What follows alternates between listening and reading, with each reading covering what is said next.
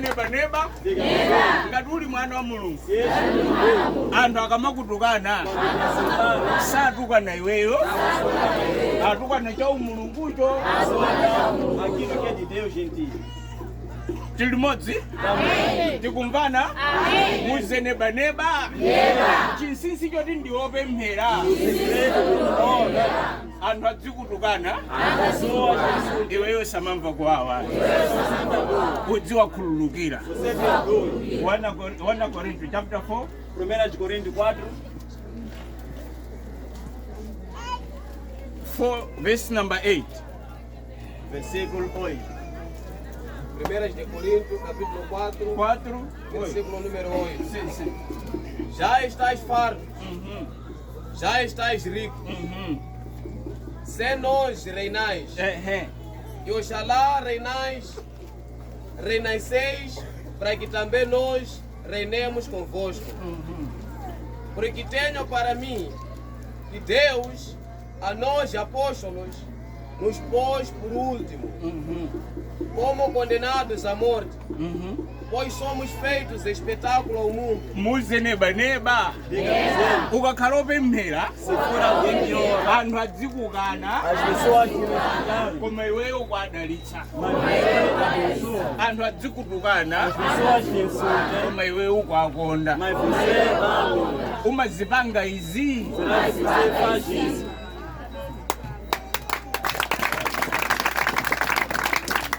tilipo pano opemphera, Estamos aqui em frente. tilipo pano akhristu. Estamos aqui. Mfuse neba utaka makutukana umata. Pergunta vizinho, quando te insultam, o que você faz? Mfuse neba akamakutukana Pergunta umatani. vizinho, quando te insultam, o que você faz? 11. Até esta presente hora, sofremos fome e sede, e estamos nus, e recebemos bofetadas. Mukamvetsetsa mawu zimene akulankhula. Se perceberem essa palavra aqui, Akulankhula kuti mtumiki wa Mulungu diz que o servo de Deus, amene watumidwa ndi Mulungu mwini foi wake enviado por Deus, o Senhor, sayendera maonekedwe. não vai de acordo com as aparências. Tilimodzi? Estamos juntos. Tikumvana? Nos entendemos. Sayendera chani? Não vai de acordo com as aparências. Maonekedwe nthawi zonse pa mtumiki wa Mulungu amakhala onyozeka. Aparências no servo são desprezíveis sempre. Muime komwe. 1 Corinthians chapter 1 verse number 26. 1 de Coríntios, capítulo 1, versículo Verse 26. number 11. Pode ler 11. Pastor. Até esta presente hora, sofremos fome e sede, e estamos nus, e recebemos bofetadas, e não temos pousada certa.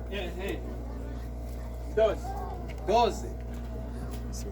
E nos afadigamos trabalhando com nossas próprias mãos. Somos injuriados e bendizemos. Somos perseguidos e sofremos. Somos blasfemados e rogamos. Pamene ufuna ukhale mtumiki wa Mulungu, Quando você quer ser ufuna servo ukhale de Deus, opemphera, quer ser alguém que anthu ora, asamakutukana, as pessoas não anthu te insultam, asamakunyoza, as pessoas nthawi não te zonse anthu desprezam. adzikupatsa ulemu. Sempre você quer receber respeito, honra. Sempre quer isso. Uyu si mtumiki wa Mulungu. Esse não é servo de Mtumiki wa Deus. Mulungu pamene Servo akudutsa de Deus, onde ele anda, padzikhala anthu oti deve adzilankhula haver pessoas que vão kumulankhula falar mal, moyipa falar mal koma do iye servo, zintchito zake zili zabwino. mas sendo que as obras dele são boas. E as pessoas não falarem mal. Tilimodzi? Estamos juntos. Aleluya. Aleluya. Jesus. Jesus. 26. 1 Coríntios 1, 26. 26. Porque vede, irmãos, a vossa vocação, que não são muitos os sábios segundo a carne, nem muitos poderosos, nem muitos nobres que são chamados. Aleluya. Aleluya. Vereador aí. Mulungu polenga munthu Porque Deus, ao criar uma pessoa, analenga chithupi ichi. Ele criou esse corpo aqui exterior. Amen. Analenga chakunjachi. Criou essa parte exterior. Asanayike cha umulungu chakecho. Antes de colocar a parte divina, Anakhala ndi nthawi. teve a possibilidade. Amen. Yochiona kufunikira. Ele viu a importância. Muze neba Diga pessoas, Muze neba neba. Olo ulibe chimene uli nacho pa moyo wako. Koma Mulungu akusunga ndi moyo. Adziwa zoti ndi ofunikira.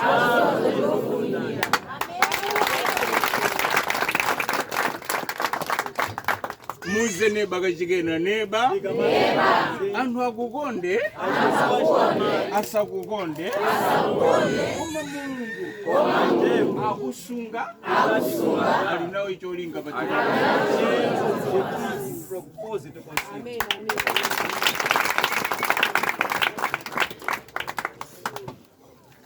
Mogwirizana ndi mmene mawu Mulungu akulankhulira. De acordo com o que diz a palavra aqui. Mulungu pofuna kuyitana azitumiki. Deus querendo chamar servos. Saitana ambiri anzeru. Deus chama muitos sábios. 27. Por ler 27, pai. Mas Deus escolheu as coisas loucas deste mundo. Agora esse louco significa o quê? Quem vai... Ndani vanota vomene kuti ineyo? Quem vai aceitar que eu? Ndani vanota vomene kuti zophweka za dziko lapansi ndine? Quem vai aceitar que as coisas tolas do mundo sou eu sou as coisas tolas, fáceis do mundo? Quem pode aceitar essa posição? Mulona dzanjale? Então, vira essa mão. Balizala zingati? Agora, 5. Balizala zingati? Lero machalichi. Hoje, nas igrejas, Muli nkhondo. a guerra. Chifukwa choti wina aliyense Porque todo afuna akhale chala chofunikira. quer ser o dedo mais importante. Ndiye padzanjali chala chofunikira nchiti? E nessa mão, qual é o dedo mais importante? Qual é o dedo mais importante? Taata ndiyankhani. Dizem que todos os dedos são importantes na mão. Iniyo mufune Vocês querem, musafune. como não? Pachalichi panu magwira ntchito simugwira Na ntchito. igreja você Ndinopemphera trabalha. kwambiri simupemphera kwambiri. Ora muito Koma não. Mulungu pokutengani dzakuyikani pachalichi padakuyikani ndi cholinga ndinofunikira pa mpingo.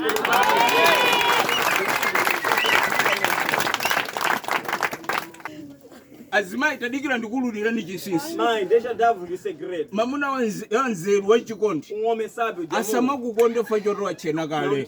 Adzikukonde fa choti sunachene. Iye akutenga akakuchenetsa.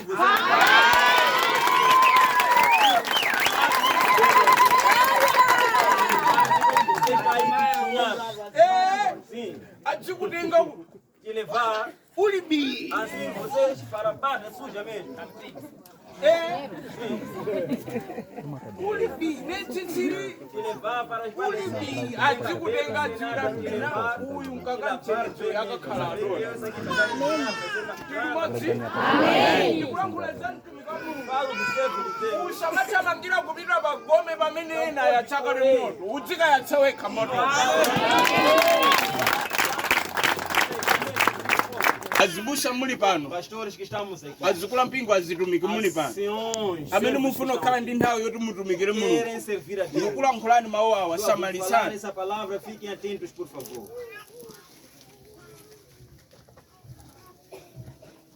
Sizongoti vuguvugu ndifuna kupempherera munthu. Não é só do nada que Ulibe chimene chiti chichoke mkati mwako não mupita tem mwa do nada munthu. que deve sair de ti e entrar nessa Lero casa. azitumiki ambiri tikupangidwa atake Hoje muitos servos estamos a ser atacados ndi mzimu wachigololo. com o espírito Ndi mzimu obera anthu adultério, ndalama. o espírito de roubar dinheiro das Chifukwa choti pessoas. ife tilibe chimene chikuchoka mwa ife kuti Não chipite mwa temos nada que sai de nós para entregar às pessoas. Hallelujah. Amen. Hallelujah. Amen. Genesis chapter 12 verse number 3. Gênesis 12, 3.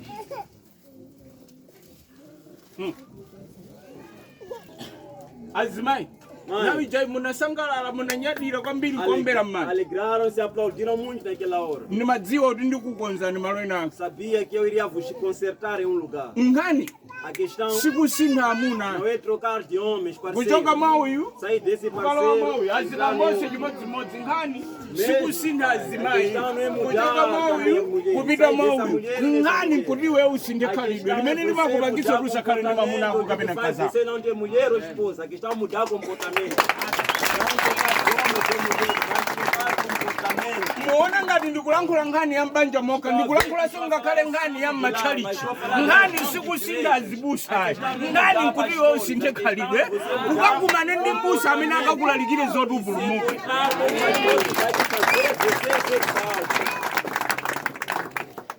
Misonkhano ingati imene takhala ya mabanja. Quantas conferências de lá, mabanja atuso sika. que nós estivemos e os lares não mudaram até hoje. Tilimodzi komedi. Tikumvana komedi. Misonkhano ingati ya chipulumutso. Quantas conferências imene de ife salvação. tapita kuti akatilalikira za chipulumutso Para koma ife pregar de osatani salvação, mas nós até osapulumuka. então não estamos salvos. Sim? 3. Gênesis 12, 3. Sim. E abençoarei os que te abençoarem. E amaldiçoarei os que te amaldiçoarem. Akumuza kuti ndi mtumiki wa Mulungu. Está sendo dito, isso é servo de Deus. Okay, yambira ni bawani. Começa no versículo 1. Muito honrado. Deus chama Abraão e lhe faz promessas. Mukatawerenga mutu wa nkhaniwo mundiwerengera mwendo wa nkhani. Depois que a cabeça, leia o pé do assunto também. Depois do cabeçalho, leia também o pé. Claro, sei lá. Ora, o Senhor disse a Abraão: sai-te da tua terra e da tua parentela. Akuza ninuyo andiuza ineyo. Está a dizer a ti, está a dizer a mim também. Mulungu pofuna kukutuma. Deus querendo te enviar. Nthawi zambiri sakutuma pamene uli kubanja la kwanu, uli Muitas vezes kumtundu ele kwanu. não te envia com Amayamba seus, da okuchotsa sua kaye família. pakati pa Primeiro azibale ele te ako. aparta dos seus irmãos Nkokakupezera malo oti e te dá, akakulike. te coloca num lugar para Pali você servir. chinsinsi Há um segredo. choti mtumiki wa O Mulungu servo de Deus asamatumikira não anthu pode akwawo servir para as chifukwa pessoas da sua geração, amamuzolowera. porque ele habituam as pessoas da banda dele. Tili modzedi chifukwa amamutani. Porque ele habituam. Mulungu pofuna kuntuma munthu Deus querendo enviar alguém, ngakhala mbuye wathu Yesu mesmo Khristu nosso Senhor Jesus Cristo anakhala ndi nthawi teve a possibilidade yodziwiratu de saber-lo. ndili kuno nkubanja la Eu kwawo. estou aqui na minha Baibulo família. kulankhula momveka A Bíblia bwino fala Yesu kubanja la claramente. kwawo kumudzi kwawo Jesus, sanapange zozizwa za na terra mphamvu dele, não kuposa fez zimene muitos anakapanga milagres, kwa anthu adera. além das outras zonas. Verse number 2. Versículo 2. E fartei uma grande nação, e abençoar-te-ei, e engrandecerei o teu nome, e tu serás uma bênção. E abençoarei os que te abençoarem, e amaldiçoarei os que te amaldiçoarem, e em ti serão benditas todas as famílias da terra. Ichichi ndi chavi lero ndikukupatsani. Essa é a chave Ndi que eu maki vos lero dou. amene É a ndikukupatsani. chave que eu vos dou. Pacha utumiki changa Na minha serventia, ndimayenda ngati dalitso. eu ando como bênção. Kwa iye amene afuna kulandira dalitso chokera Para kwa ele que quer receber bênção, ndikudziwa bwino lomwe sei muito bem. palibe munthu amene Mulungu anandivomereza kuti Não ndikumane uma naye pessoa que eu posiyana naye permitiu kusiyana eu me naye encontrar com bondani ela chimodzimodzi. e ao se deixar separar dessa pessoa do mesmo jeito como nos encontramos. ndikulankhula kuti mtumiki wa O Mulungu que quero dizer é que servo de Deus, akunyamula dalitso ele está a carregar bênção kwa anthu amene afuna dalitso, para pessoas que querem bênção, akunyamula está a temberero carregar kwa anthu maldição amene afuna para chani. pessoas que querem maldição. Tamfunsa neba wabwera pano udzadalitsika kapena udzatemberereka. Ser amaldiçoado. Zinthu ziwiri zilipo Essas pano. duas coisas existem aqui. Essas duas coisas existem aqui. Sinokumvani muze ni neba wabwera udzadalitsika wabwera udzatemberereka Ser abençoado ou ser amaldiçoado. chifukwa zinthu ziwirizi Essas duas coisas zilipo pano. Tikumvana tili modzedi pamalo pamene pali ana Mulungu no lugar onde há filhos de Deus, Satana salepherapo. Satanás também não falta aí. Mulipo pano afarisi Assim estão aqui, fariseus estamos aqui. tidziwa anayikakwana nthawi ina yake. Havemos de ver quando chegar um tempo. Muyang'ane nebayo muonetsetse nkhope. Repare bem o rosto do seu filho. Ukamuyang'anitsitsa bwinobwino omuona kuti mbali imodzi ikupitako kwa Yudasi pang'ono. Há de ver, ele é um pouco parecido com o Iscariote. Veja bem, um pouco parecido com o Iscariote. Veja bem. Yudas amaenda ndi Porque Yesu. Judas andava com Jesus. Koma adziwiratu. Mas sabendo logo, Business yanga idziwiratu. minha bolada é essa aqui, vai me enriquecer esse. Lero ndikukhala Nós m'machalichi. estamos nas igrejas. Kumaonana chonchi. Tivemos Jesus. Udziwiratu. Sabendo logo Ngati social media udzapezeke zoti watulutsa kabomba kabwino. que na rede social vai saber que atiraste uma boa bomba mesmo. Ndotogulitsa busa ako ndakaza. É que você vendeu a esposa e o pastor. Tikumadziwa bwino kukhala pamalo. Sabemos bem estar no lugar Ife pomakulandirani komati ndinu nkhosa. ao vos receber nós como essa ovelhas, venham ovelhas. Nós já vos recebemos assim. Ei! Ala afisi. Sendo hienas. Akulankhula kuma deixa Mateus. Sim, Mateus 10 está falando assim. Akulankhula choncho. Diz, Ndakutumani pakati pa eu vos enviei como towiringani. Vamos ver. Ife timanyadira deri mmene madzadza chonchi assim, ife. vocês estão full assim. Mbusa wa O lelolo. pastor de hoje. Mai angawa A lelo nossa mãe hoje, orgulhosa. achitodzimva kunenepo ti ah. Está se sentindo contra no espírito que há. Lero Isabeli lero. Quem diria Isabel? Kwachine chiwaso. A Jena vai saber, vai me sentir. Ndi mmene vitola Davide imapemberera. Forma que toda a vida, Mkati ó. mwawo akungonyadira. Kwachena mo. Kwachena mo.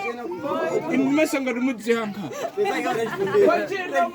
Quando Tili modzi. Amen. Tikumvana? Amen. Ngati mkati mwawo akupemberatu. Malo ena aliwonse pamene pali mphamvu ya kumidima. Kwachena mo. Usadziwa zoti não sabendo, abusa pastora, si bwino não é bom kuyatsa moto acender um fogo mu tanki ya gasolina iwe uli mkatimo.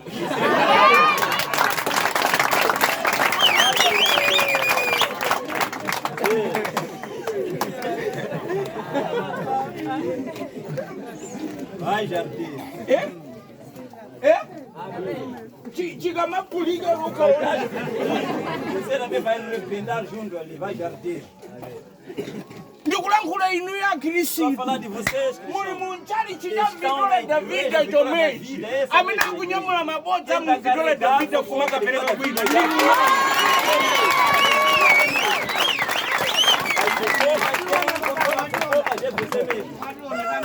Presidente, Ndife mulungu anatidziwitsa kale. Deus já nos deu esse anúncio. Ndife nkhosa Nós somos koma ovelhas, pakati pa afisi. mas no meio de lobos.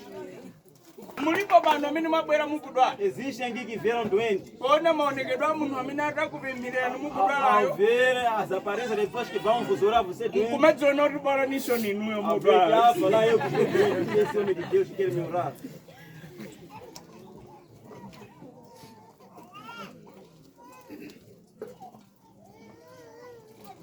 Dois, três. Wana Korinto. 1 de Coríntios. Tuwerenga buku lanji. Câmbio, que livro. Tuwerenga buku lanji. Wana Korinto chani? 2, 3. Tili modzi edi. Tikumvana edi. Ine chimene ndifuna ndipange pano. Eu o que quero fazer aqui, Mawu omwewo amene munawerengapo. essa palavra que vocês já leram, Muli nokha. estando sozinho, Osaona zotsatira. não vê o Mawu resultado. omwewo akupatseni zotsatira. Essa palavra hoje vos dê resultado. Pachiyambi panali chani? Porque no princípio era a Ndiyambe palavra. pachiyambi panali chani? No princípio era a palavra. Kusonyeza zoti leronso kuti ife tikhale chifukwa Significa que chani? hoje também para nós estarmos aqui é por causa da palavra. Muzeneba ndiwe mawu mulungu iwe. Você, palavra Pamene okhalapa onde você está, ndi mawu mulungu amene wawo. é a palavra de Deus.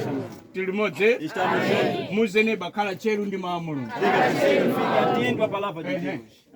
1 Coríntios 2, versículo 3. 3. E eu estive convosco em fraqueza, Mavuto anu tili modzi. Nas vossas fraquezas eu estive Chifukwa convosco. chake ndikukuwuzani kuti lero mupumula. Por isso estou a dizer que hoje serão aliviados. Chifukwa munkulira tililira Porque chani? no choro choramos juntos Sim, também. Não vai. estão a perceber. Mumbipi. Na tensão, Tikalowera limodzi. vamos entrar juntos. Tikatulukiranso. Vamos sair também juntos. Muzeneba neba. Para o vizinho, Ukakhala pano. se estiveres aqui, uone zotsatira há de ver o resultado za mawu a Mulungu da palavra de Deus, amene atakuchiritse, que vai te curar, amene atakudalitse, que vai te abençoar, amene atakumasula. que vai te libertar. Sim. E em temor, e em grande tremor. 4. A minha palavra e a minha pregação não consistiram em palavras. Olo mutamandiwombera m'manja Mesmo que aplaudam, ndikuwuzeni fui dizer, ine sinapita ku sukulu eu não fui na escola, koti anthu que pessoas, ndikamalangula adzimva. quando eu falar, de ouvir. Ndinapita ku sukulu Fui na escola, ya amene amatuma azitumiki daquele que Kutaka envia, ima sempre, patsogolo quando param diante da pessoa, adzimverera pode ser ouvido. amene ndi Jehova. Que é o Senhor Deus. Mundimvetsere, Me escute. mukumuona Mose, Estão a ver Moisés, mukumuona Yeremiya, estão a ver Jeremias. ndikulankhula za Exodus Para chapter falar 3 de Êxodo. limodzi, ndikulankhula za Yeremiya Para falar de chapter 1 capítulo verse 1, number 5. versículo 5. Malo onsewo awiri mupeza kuti Mose Essas duas falam que amadandaula kuti Moisés, ambuye sindikwanitsa kuti nditumikire. ele reclamava que Senhor, Yeremiya analangulanso kuti ambuye ndine mwana, ndikulankhula za Yeremiya chapter 1 verse number 5. Jeremias 1:5. Tilimodzi tikumvana kutumikira mogwirizana ndi experience. Servir de acordo com as Lero anthu ambiri kukutiononga. muitos estão nos estragar. Haleluya. Amen. Haleluya. Amen. Muze neba. Chinsinsi cha utumiki. Chagona mukumvera. Está na Chagona mukutani. Chagona mukutani. Yesu ndo wabwino. Ndipo nthawi zonse. Chionetsero changa a minha demonstração. chimene mzimu wa Mulungu amandiuza kuti chito E kaonetsera. Deus me dizia, vai, demonstra. Amen. Chifukwa chake mukhala nthawi zina mukamapemphera. Por isso, quando fica a hora, Haleluya. Amen. Haleluya. Amen. Chimene ine nthawi zonse ndimakhala nacho cheru kwambiri. que eu sempre fico atento com ele, Kukuona zoti ukugona sinkumenya mbama. ver que você já dormiu, não vou te dar bofetada não. Ndilankhula ndiniyo kumene. Para falar você também já está dormindo. Ine sinkumenya ni mbama. Não vou te dar uma bofetada não. Ndipita ku ufumu umene ukupangitsa zoti ugoneko. Foi no reino que já te fazer você dormir enquanto está no culto. Simukundimva. Não estão a perceber. Azibaba, Pai, ukakwatira mkazi. quando você casar com Kumona ele, zoti sadziwophika. ele vê, não sabe lá cozinhar. Kapena sadziwogwira ntchito. Capena Kapena não sabe fazer sakupatsa nulemu. atividades domésticas. Não dá Mpitire ku respeito. ufumu umene umaphunzitsa anthu ulemu. No reino que ensina as pessoas respeito. Azimayi, Mas, ukampeza mzibamo. quando encontrar pai, Abwera kuchokera ku ntchito. está vindo do serviço, Naweni, consigo ali, mambama, ingo pai, zibakera. bofetada. Azitenga ngati Bruce Lee. Parece que ele é bonito, mas ele mesmo. Please. Por favor, Mpitire mu ufumu vá no reino umene umaphunzitsa anthu kuti akhale bata. que ensina as pessoas a serem calmas, quietas. Vá nesse reino. Ngani ndiyakuti upite kwa amene amapereka banja. A questão é você ir naquele que dá lá. Nkukamuza kuti ambuye ndikuthokozani banja limene ndipatsa ndinu. Koma zimene ndikukumana nazo zimukundipatsa sinuyo. Ndikufuna izizi Isso zisapitirire. aqui não aconteça mais nisso aqui que você Ndikulankhula ndinu amene mabwera pano mukudwala. que deixe doente aqui. Ndikulankhula ndinu amene mabwera pano mukudwala. Que veio aqui doente. Ndikulankhula ndinu amene mabwera pano simukukwanitsa kugona m'manyumba Não mwanu. conseguem dormir lá nas vossas casas. Oh, mwina simundimvetsetsa. Ndikulankhula ndinuyo amene simukwanitsa kugona m'manyumba Conseguem mwanu. dormir lá nas vossas casas. Não tem paz lá em casa. Não tem paz. Pano papa, Aqui agora. ndiri pamene upamva zoti ukhoza kugona Você está sentindo uma paz tranquila que consegue chatear sua ndifati carne. kuti kunyumbako Porque lá em casa mavuto ndosanena. há guerras que não se Lero falam. ndikuwuzeni azimayi ndi Hoje azibambo. dizer-vos pais e mães. Mavuto ndi mtendere Problemas e paz. zonsezi Tudo isso. dziko lapansi O mundo lili nadzo tem. tinangodzipeza Nós encontramos. ife tikungodutsa Nós mdziko. estamos a passar neste mundo. Somos peregrinos. tikafika pa mtendere Quando chegarmos na paz, timuthokozeni mwini vamos wako wa mtendere. agradecer ao dono da Tikafika paz. pa Quando mavuto chegarmos na parte de problemas, timuthokozeni mwini wako wa mavuto. vamos agradecer ao dono do problema. Chapter também. 8. Capítulo 8, Verse number 28. versículo 28. Alonso. Romanos. Tempo como Mtumiki este. wa Mulungu akabwera patsogolo Servo de pako Deus quando vem é frente de zipatule ndi kudzikhuthula kwathu landira chimene mtumiki wa Mulungu wabwerera kupatula zimene umamuona nazo kuti alibe kapena ali além nazo. daquilo que você já vê pelas aparências, o servo não tem isso, não tem aquilo, esquece isso. Foca-se no que o servo trouxe para você receber. Tikamalangula kuti chionetsero. Quando falamos de Champamvu demonstração ndi ulamuliro do poder e wa autoridade Mzimu do Espírito Santo, saonekera ndi anthu. não são pessoas que Zimaonekera se ndi veem. zintchito zimene Mas Satana o anayika que se mwa. vê são as obras que Satanás colocou nas pessoas.